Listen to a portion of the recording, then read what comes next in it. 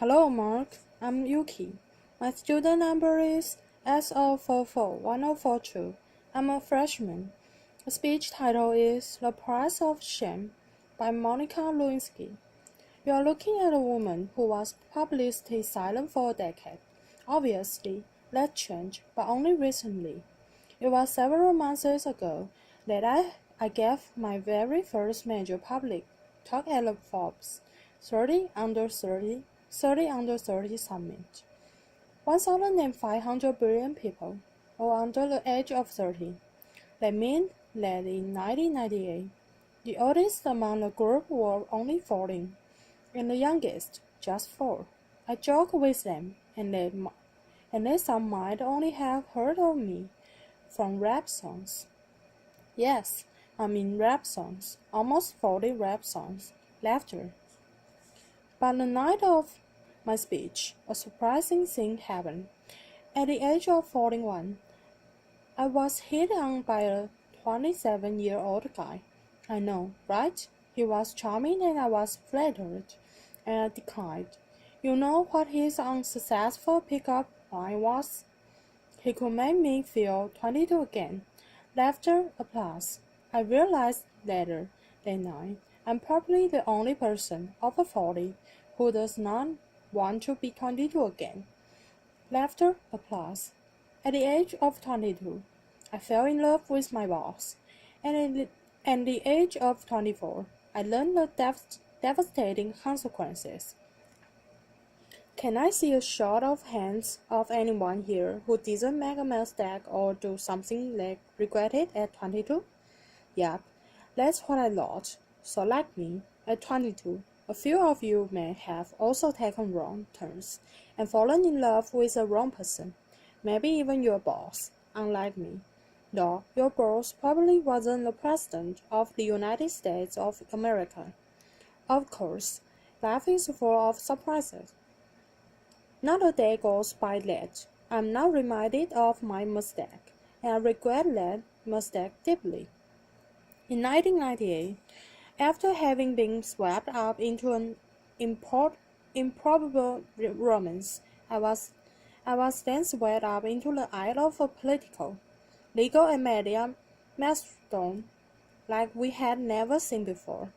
Remember, just a few years earlier, news was consumed from just 3 places: reading a newspaper or magazine, listening to the radio, or watching television. That was it, but that wasn't my fate. Instead, this scandal was brought to you by the digital revolution. That meant we could access all the information we wanted, when we wanted it, anytime, anywhere.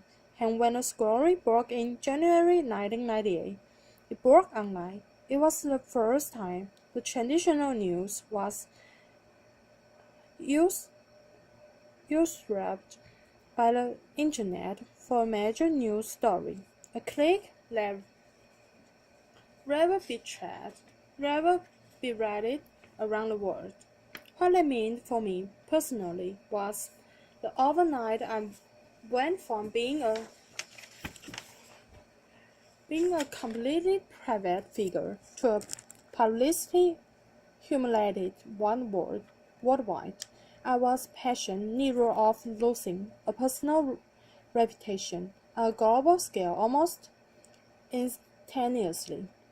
This rush to judgment, enabled by technology, little mobs of virtual storm throwers. Granted, it was before social media, but people could still comment online. Email stories, and of course, email cruel jokes. News sources plastered photos of me all over to sell newspapers, banner ads online, and to keep people tuned to the TV. Do you recall a particular image of me? Say, wearing a beret. Now, I admit I made mistakes, especially wearing that beret. But the attention and judgment that I received, not the story, but that I personally received, was unprecedented. I was branded as a champ, thought, bore, bimbo, and Of course, that woman. I was seen by many, but actually not my few. Not my few. And I get it. It was easy to forget that woman was dimensional, had a soul, and was one unbroken. When this happened to me 17 years ago, there was no name for it. Now we call it cyberbullying and online harassment. Today, I want to share some of my experience with you. Talk about how the experience has helped shape my cultural observations, and how I hope my past experience can lead to a change that results in less suffering from others. In 1998, I lost my reputation and my dignity. I lost almost everything. I almost lost my life. Let me paint a picture for you. It is September of 1998.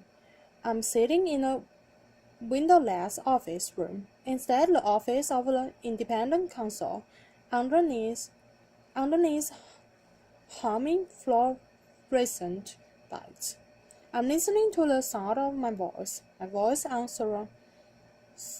surreptitiously tapped phone calls that a supposed friend had made the year before.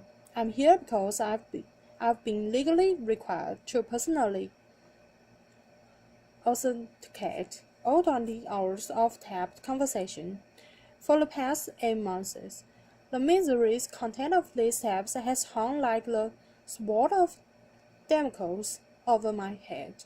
I mean, who can remember what they said a year ago? Scared and mortified, I listen. Listeners prattle on about the flotsam and jetsam of the day. Listeners confess my love for the president and, of course, my heartbreak. Listen to my sometimes scatty, sometimes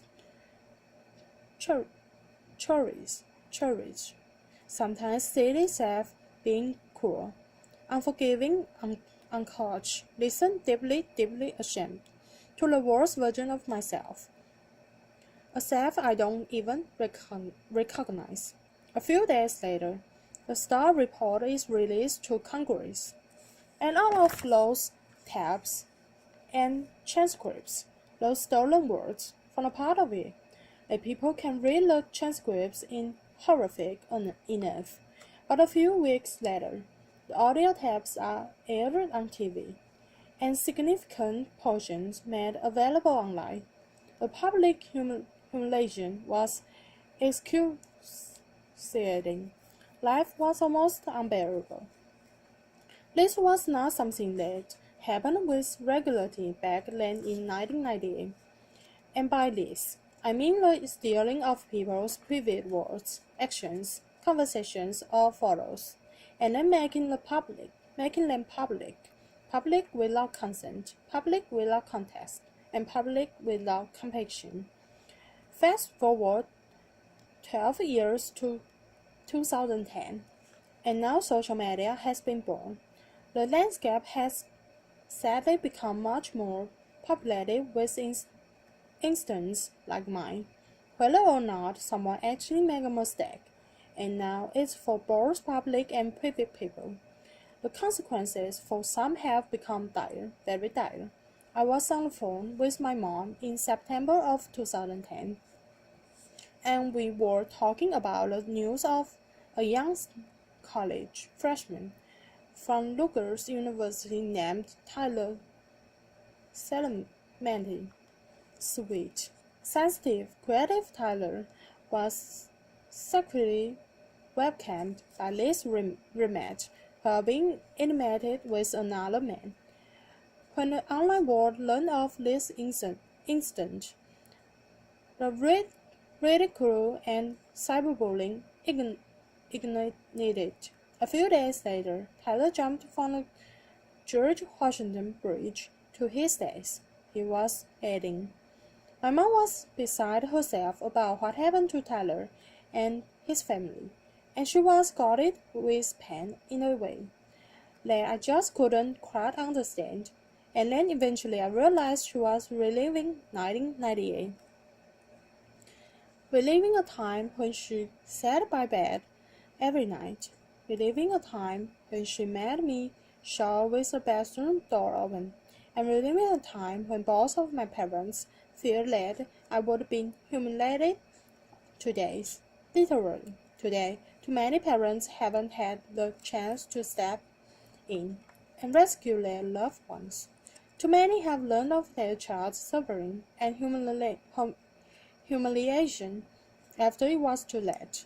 Taylor's tragic, senseless death was a turning point for me. It served to recontextualize my experiences, and I then began to look at the world of humiliation and bullying around me and see something different. In 1998, we had no way of knowing where this brave new technology, called the Internet World Hackers. Since then, it has connected people in unmanageable ways. Joining lost siblings, saving lives, launching revolutions by the darkness, cyberbullying, and thought shaming. Their experience had mushroomed every day online.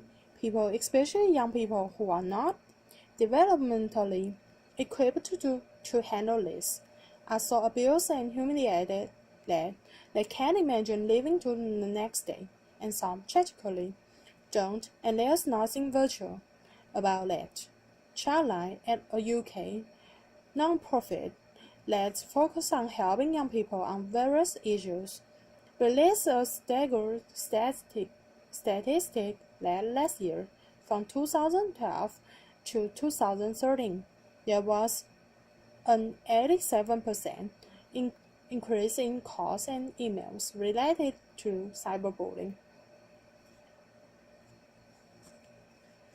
A meta-analysis done out of the Netherlands showed that, for the first time, cyberbullying was leading to societal additions more significantly than office bullying. And you know what shocked me?